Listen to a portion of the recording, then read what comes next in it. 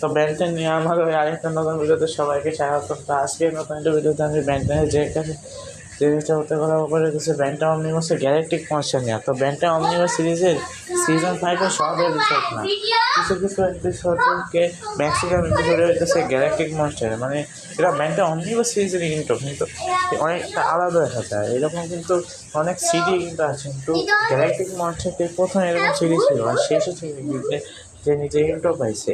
আর এই galactic monster কিন্তু সম্ভবত অমনিভার্স সিজন 5-এর প্রথম এপিসোডে, যেটা কিনা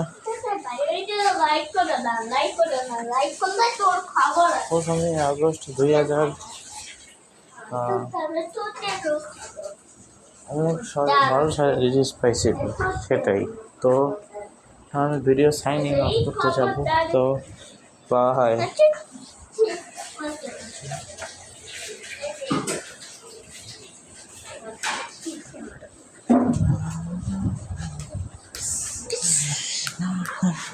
দেখো